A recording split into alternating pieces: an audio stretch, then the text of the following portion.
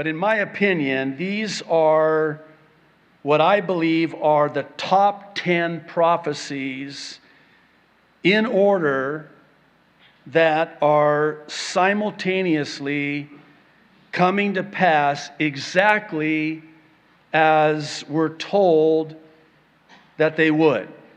Now, you'll bear with me. I'm going to try to move as quickly as I can to get through all of them, and we'll start with number 10, which I see as the increase of great earthquakes increasing in frequency and intensity. I'm also going to include in this the chaotic weather. Now, my son Levi and I were talking about this last week. You know, they used to call it global warming. And they got into trouble because cyclically, as has been throughout recorded history, the earth actually started cooling. So they couldn't call it global warming anymore, and they weren't going to call it global cooling, so they had to come up with another name, and so they changed the name to climate change. So now that's the biggie. So here's what's interesting. Jesus talks about these seas roaring, which I believe speaks of tsunamis, which come as a result of earthquakes. He also talks about signs in the stars in the sky, that there will be in the last days these chaotic weather patterns. So this is what Jesus is alluding to here. He's actually answering a question in Matthew 24 that the disciples ask him about what's going to be the sign of your return and of the end of the age. It's actually a twofold question. And Jesus' answer is this: watch out that no one deceives you. For many will come in my name, claiming, I am the Messiah, and will deceive many. Then he says, you will hear of wars and rumors of wars. That can be better understood as wars and threats of wars. But see to it that you are not alarmed. Such things must happen, but the end is still to come. Nation will rise against nation, and kingdom against kingdom. And then he says this: there will be famines and earthquakes in various places, and all these are the beginning of birth pains. So what Jesus is doing in answering the question that disciples ask is he's likening his return to the birth of a baby. And how that preceding the coming of the baby, preceding the coming of the Lord, there's going to be these birth pains. And birth pains will come in greater frequency and greater intensity. Now, as we know now, in recorded history, just with earthquakes alone, great earthquakes registering higher than 6, even 7 on the magnitude scale, they have increased incredibly. I think the best I ever saw was, it's actually a documentary by, his name escapes me off the top of my head. It's called The Coming Convergence. And they took the USGS data and they spent several months with it, he told me. Brent Williams, I think is his name. And they took that data and they compiled it and graphed it, and it's like this. So you look at this graph, it's like this. Earthquakes greater than 6 and 7. Greater frequency, greater intensity. Number 9, I believe, is the unparalleled increase of knowledge. I say unparalleled, and not just the increase of knowledge, but the increase of knowledge of Bible prophecy.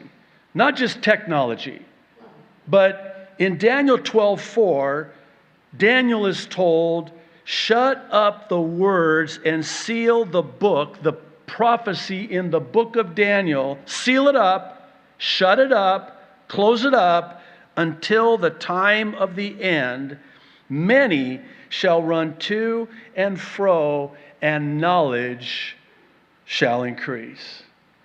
I am truly of the belief that this is speaking broadly in terms of the increase of technology.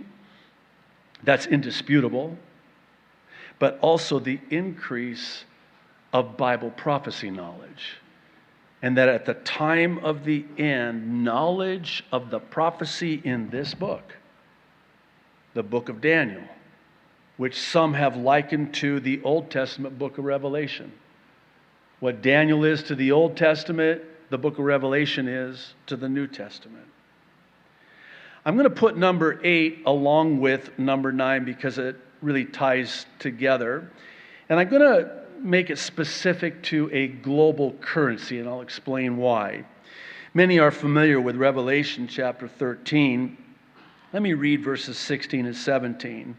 It says, "He," speaking of the Antichrist, "causes all, both small and great, rich and poor, free and slave, to receive a mark in their right hand or on their foreheads, and that no one may buy or sell except one who has the mark or the name of the beast or the number of his name." And of course, John the Revelator goes on to say, calculate that number, it is 666.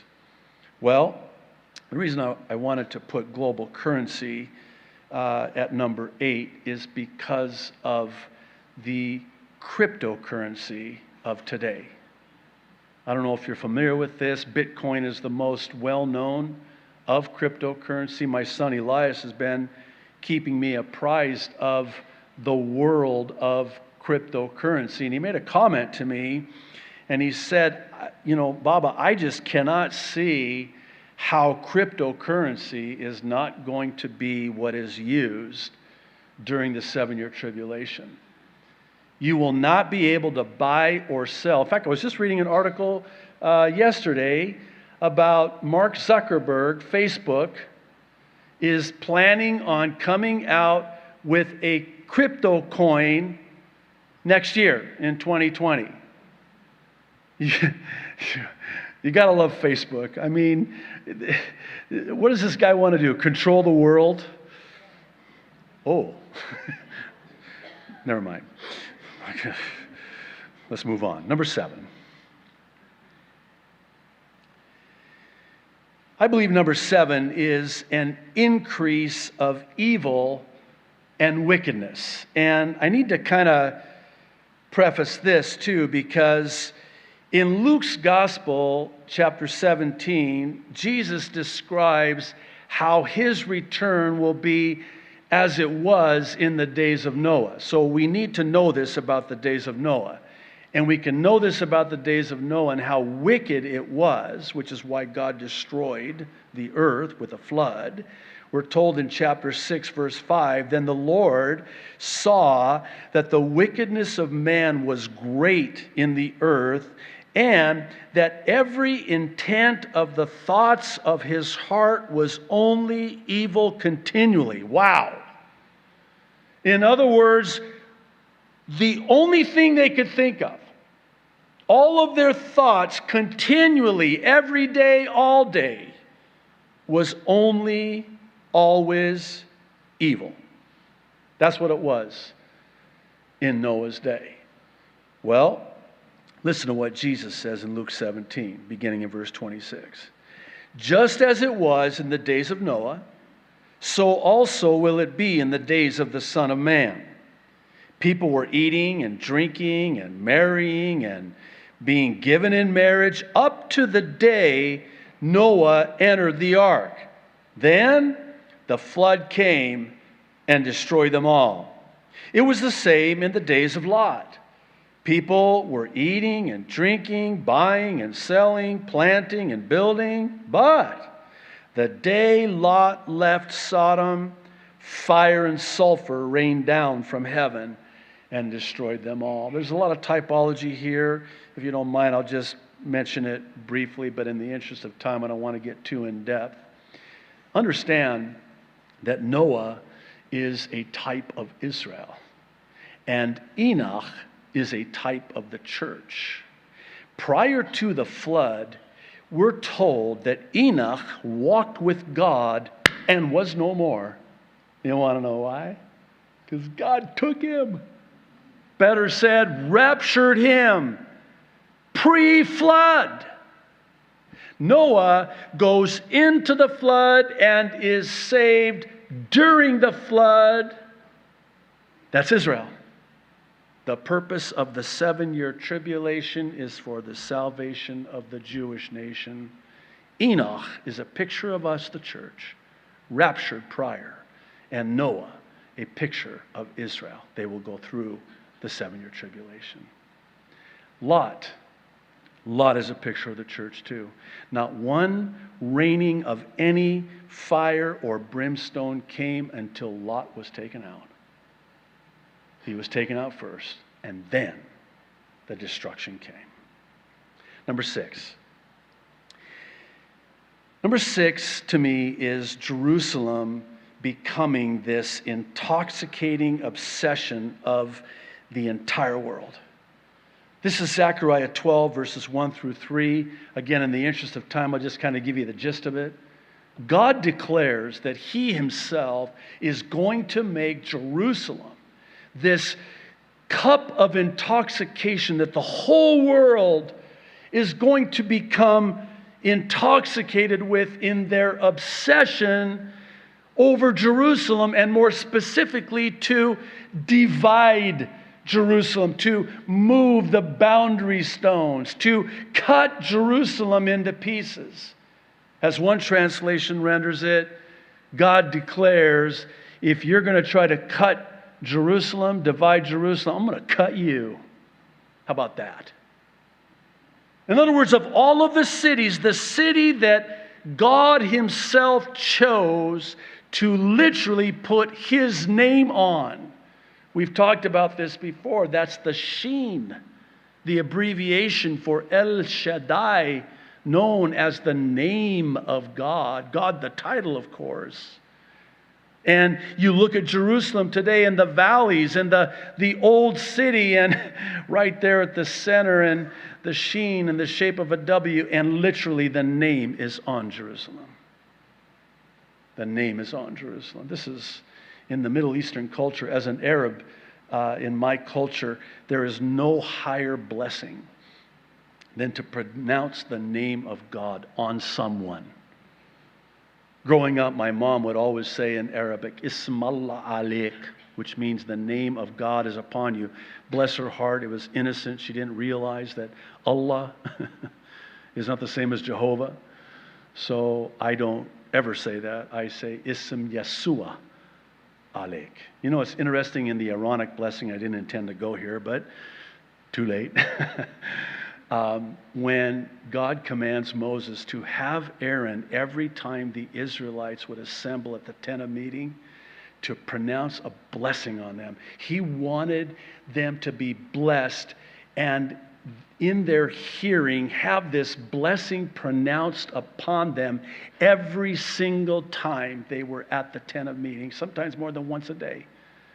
The Lord bless you, the Lord keep you, the Lord make His face to shine upon you, the Lord be gracious unto you and give you peace.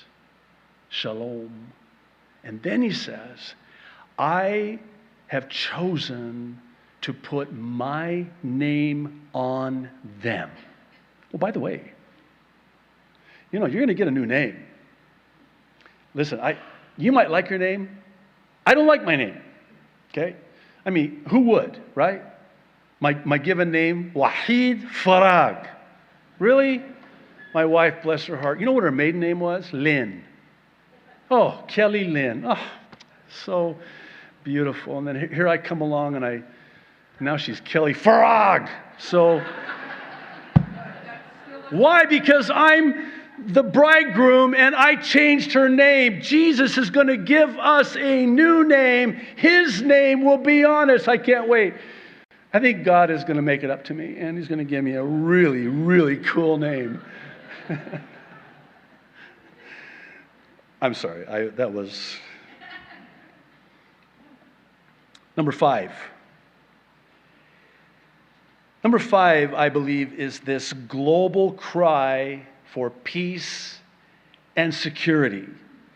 And it's under the banner of what's known as the two-state solution, with Jews and Palestinians living side by side in peace and security. In other words, this will be the global cry, the clarion call, this insatiable quest will be for peace and security. Now listen to what Paul writes to the Thessalonian church. 1 Thessalonians 5:3, which, by the way, is the next book after Colossians. Okay.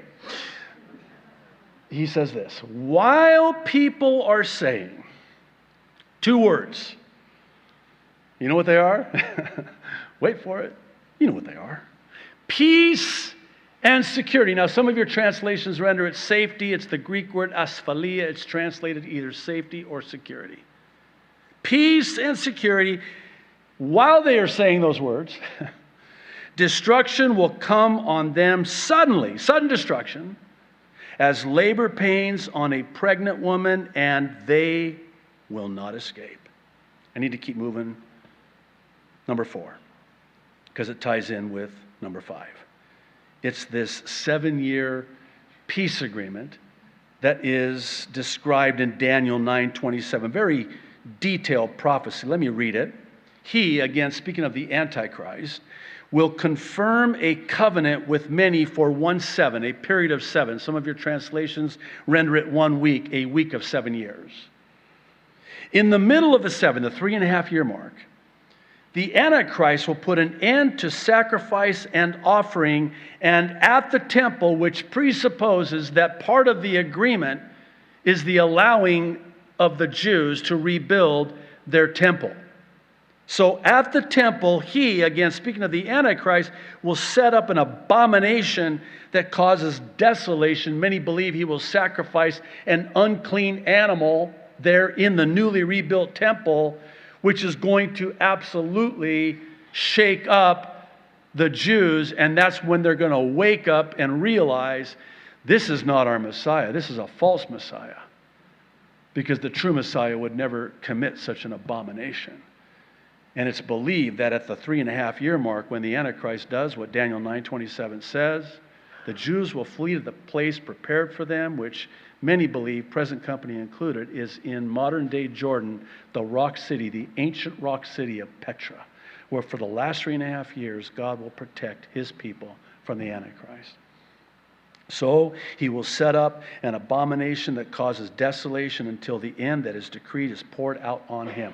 A very packed and powerful prophecy here in just this one verse. I want to draw your attention to this word confirm, as some translations render it. He will confirm.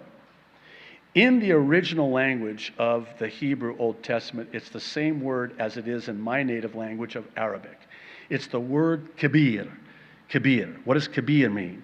It means to make greater, to make stronger, to make better. Kabir. He will make kabir, make greater this peace covenant. And that is what is going to be agreed upon. Number 3. We talked about this and the next one, so I won't spend a lot of time, but to me, I have number 3 as the total and sudden destruction of Damascus, Syria, as Isaiah 17:1 says, so much so that it will be uninhabitable. Now, this ties into number 2, which is the Ezekiel 38 prophecy that describes, again in great detail, about this alliance of nations with, at the helm, Russia and Iran and Turkey and Sudan, the area we know today. The borders aren't exactly like they were when this was written some 2,500 plus years ago when the prophet Ezekiel wrote it. But all of those nations are today at the ready in, of all places, and more recently so, Syria, Damascus, Syria. And so Ezekiel 38 describes this alliance of nations to come and take the spoil that Israel has at the time that this happens. Right now, today, Israel, in fact, I just read an article a couple days ago about the new Israeli shekel is the strongest it has ever been. Their economy is booming, man. I mean, they got natural gas and oil, and you want to talk about technology, which is why Google and Microsoft and Apple and all of these tech companies are in Israel, bowing at the feet of Israel because of the technology in Israel. So Russia and Iran and Turkey, primarily, God says, I'm going to put a hook in your mouth, which I believe is the natural gas and the oil, which they found off the coast of Haifa, there along the coastline, which goes up into Syria, which Syria wants to lay claims to. Too late. Russia's there. They want it. They're going to try to get it. They need it, by the way. And so when, I believe, Damascus is destroyed, then they will come from the north, there in the Golan, and they will invade Israel, exactly as Ezekiel 38 says. You know that 2 years ago, I couldn't talk about Russia, Iran, Turkey, Sudan, Ethiopia, Libya, all of them being in Syria. They are. I could not have told you that. I would always speak of it in the future tense. When we first started doing these prophecy updates, I would always speak of Ezekiel 38. There's going to come a time when Russia, Iran, Turkey, Sudan, et al. Are all going to be in Syria. I think it was about 2017. I stopped saying that because that's when they were there. And instead of saying they're going to be, I said they already are. They're already there. The number one prophecy might come as a surprise to some, but I see it as a mocking of Bible prophecy, especially when it comes to any talk, any teaching about the rapture of the church and the Lord's return. I want to read 2 Peter chapter 3, verses 3 and 4.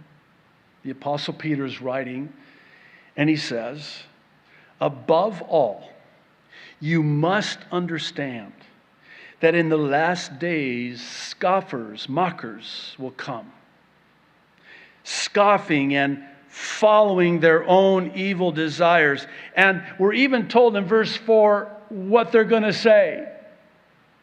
They will say this, where is this coming? He promised. Come on. You know how many people thought Jesus was coming back in their lifetime? I mean, my great grandfather and his dog thought it was going to be in their lifetime. And yet he doesn't come. Ever since our ancestors died, everything goes on as it has since the beginning of creation. You know, when I was younger, of course I had more energy then. I used to fight back whenever somebody would take me to task about the Lord's return being nigh. And I would always quote 2 Peter chapter 3, verses 3 and 4, and I would say, thank you so much. You're just fulfilling more prophecy. Because there's a prophecy about you saying that and giving me a hard time. That's actually a prophecy. That means Jesus is coming back even sooner than you think. Thank you so much. Continue to ridicule me. Continue to mock. Continue to scoff. I love it. Bring it on. I'm not like that anymore. I just don't have the energy, you know. The reason why I wanted to put this at number one is because I see this increasing in ways that I never really imagined. And I never want to fancy myself as being a prophecy expert, I would say that I just love Bible prophecy. And the reason I love Bible prophecy and teach Bible prophecy is because it is a constant reminder that this is as bad as it gets. That I am in the world, but not of the world, and this is not my home. And to not get too comfortable down here. And yes, life is hard, but I have hope. The Lord's return is nigh.